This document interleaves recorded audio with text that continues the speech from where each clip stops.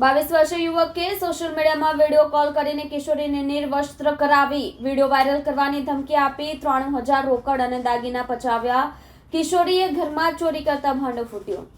સુરતના કાપોદ્રા વિસ્તારમાં રહેતી કિશોરીને સોશિયલ મીડિયામાં ફસાવી લશ્કાણાના યુવકે નિઃવસ્ત્ર કરાવી બ્લેકમેલ કરવાનો ચોંકાવનારો બનાવ સામે આવ્યો છે। યુવકે વિડીયો કોલમાં નિઃવસ્ત્ર કિશોરીના સ્ક્રીનશોટ લઈ વાયરલ કરવાની ધમકી આપી કિશોરી પાસેથી 93,000 રોકડા તથા સોનાના દાગીના પડાવી લીધા હતા। જોકે કિશોરીએ ઘરમાં ચોરી કરતા ભાંડો ફૂટ્યો ને આખી હકીકત પરિવારજનોને જણાવી તાત્કાલિક પોલીસમાં ફરિયાદ નોંધાવતા આરોપીની ધરપકડ કરવામાં આવી છે। ઘરમાં સઘળી હકીકત ખબર પડતા તેઓએ કાપોદ્રા પોલીસ મથકમાં ફરિયાદ નોંધાવી હતી। મળતી માહિતી પ્રમાણે કાપોદ્રા વિસ્તારમાં રહેતી કિશોરી સોશિયલ મીડિયા ઇન્સ્ટાગ્રામ મારફતે લસકાણામાં આવેલ શુભમ રો હાઉસમાં રહેતા 22 વર્ષીય કરણ ઘનશ્યામભાઈ હિરપરાના સંપર્કમાં આવી હતી।